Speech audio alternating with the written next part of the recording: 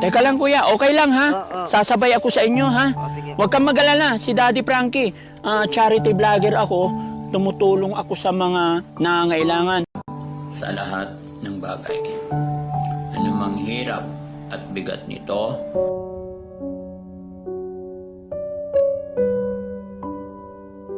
basta't para sa pamilya, tuloy ang laban. Sa kabundukan ng Barangay Manilay-Dilay, Tanay Rizal, aking natagpuan ang isang taong pilit nilalabanan ang hirap at hamon ng buhay. Kaya sa araw na ito, masasabi ko sa sarili ko na napakapalad ko. Kaya ikaw kabayan, bago mo sabihin na pagod at hirap ka na, tignan mo muna ang paligid mo. Baka may mas nahihirapan pa sa'yo. Mga kababayan, samahan niyo po ako. Alamin ang kwento ng buhay ni Kuyang Balot Bindor.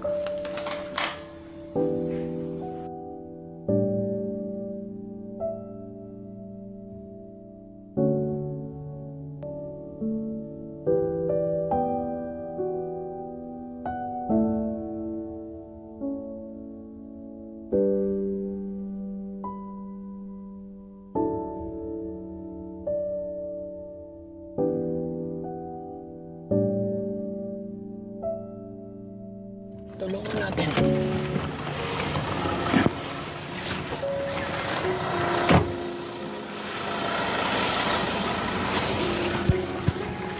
Kuya, saan ka papunta? Palabasan po. Magtitinda ng Ano ba yung dala mo? balot po. Balot. Sige, tulungan na kita. Tulak kita. Saan labasan punta mo? Doon po sa baryo na. May pesto po ako doon. Ano ba yung paninda mo? Balot po. Ay, balot. Okay. Nakita ko kasi, hirap na hirap ka. Oh, mahirap nga ho eh. Oo. Ay, kala ko ano na yung... malayo pa lang ako, natanaw kita. Oh, tapos dyan pa dadaanan mo, mga putik-putik. Oh. Kaya yan? Ayaw yan.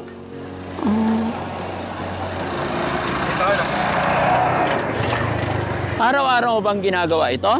Oo. Ano yung paninda mo? Balot po. Balot. Taga saan ka, kuya? Yan o, sa Madilay-Dilay. Sa anong lugar to? Madilay-Dilay ho. Madilay-Dilay. Taga Madilay-Dilay ka. Araw-araw ba nagtitinda ng balot? Oo, tuwing hapon po. At tuwing hapon. Ito mga kababayan, habang kami ay pauwi ng aking team, nadaanan namin si Kuya. So, medyo maliit ang daan na ito at matarik. Kaya naghinto kami. Akala ko kung ano na. Yung pala si Kuya, naka-wheelchair tapos hirap na hirap kasi paakyat. Pero nahawa ako kaya't aking tinulungan ko siyang iahon dito. Titinda pala siya ng balot. Ayan. Marami kang paninda? Marami pa po yan. Oh, magkano naman? Ako, 22 ho. Isa. 22. Mahal na po nga ng bilihin eh. Oh, sige, pabili ako. Marami pa? Oh, So, saan ka magtitinda? Diyan ho sa labasan. Sa labasan? Okay. Yan ang mainit to. Mainit pa. Sige, bibili tayo. Naka, wala nang plastic kakunti na. Wala ng plastic. Hindi, okay lang. Kakainin na lang namin. No? Masarap ba itong balot mo? Saan galing yung balot nyo? Diyan po, kinukuha ko lang mo dyan sa ano. Sa nagpapatinda sa akin. Porsyentuhan ka dito. Magkano kita mo sa isang balot? Dos nga lang ako ngayon kasi mahal daw ko. Pag mahal ang pag mahal ang balot, dos. Pag mura, magkano kita mo? Bigay po sa ng 4 pag mura ang balot. Pag mura ang balot, 4 isa. Yung mahal, 22. Lugi din mo, so kapo kasi ano eh. Nalagyan ko na. Sakto, mainit.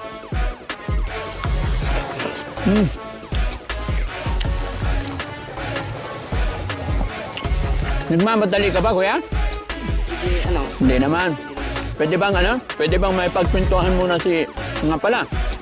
Ako si Daddy Frankie. Ano pangalan mo? Oliver Lopez. Ano ulit, sorry? Oliver Lopez.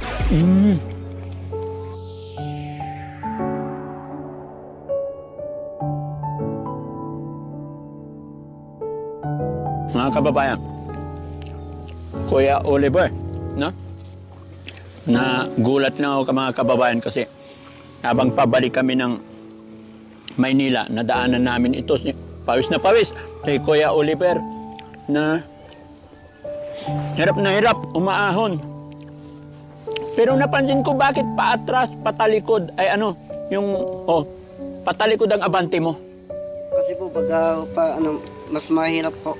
Pag pa-abante, kamay lang gagamitin, no? So, ang ginagawa mo, patalikod. Para ito ang paa kong, yung isang paa ang tagatulak. Isang paang pantulak. Sige, ibaba muna natin to para hindi ka nahirapan. Magkikipagkwentuhan lang ako sa'yo, okay lang? Sige, ano pa naman, maaga pa naman. Maaga pa naman. Hanggang anong oras natapos tinda mo ng balot? Pag po malakas, siguro mga alas 6 o alas 7, tapos na. Alas 7 ng gabi, tapos na, uuwi ka na. Pag uwian na, ikaw rin lang mag-isa, ganyan lang.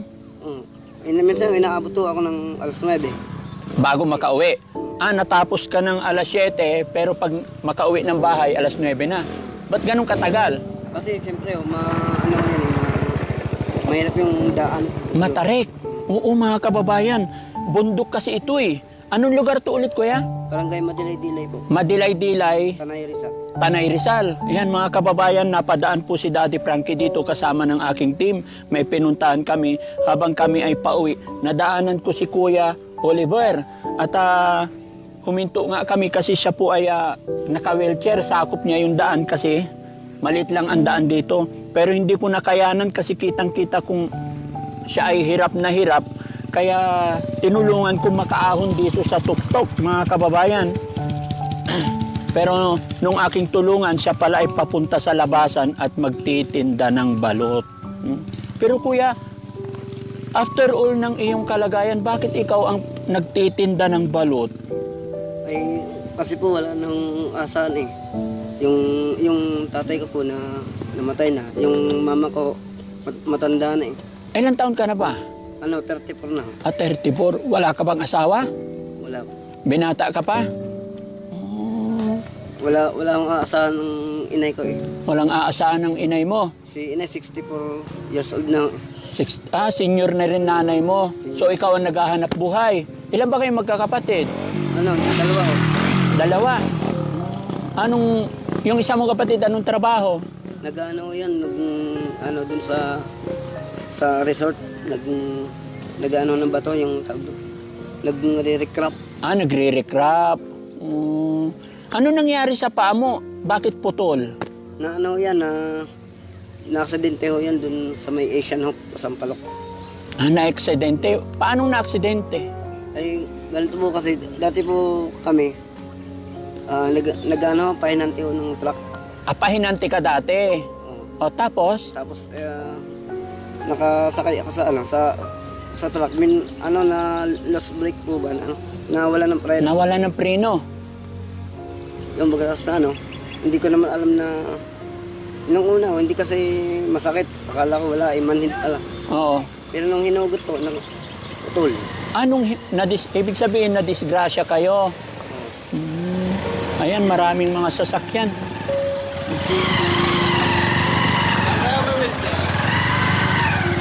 Maraming na-disgrasya kayo, naipit yung paa mo. Paghugot, wala ka ng paa. Kaya pala, kailan nangyari yun? Nung August 18, August 9, 2018. 2018. So ilang taon na? 18, 19, 20, 21, 22. 23. So 5 years ago.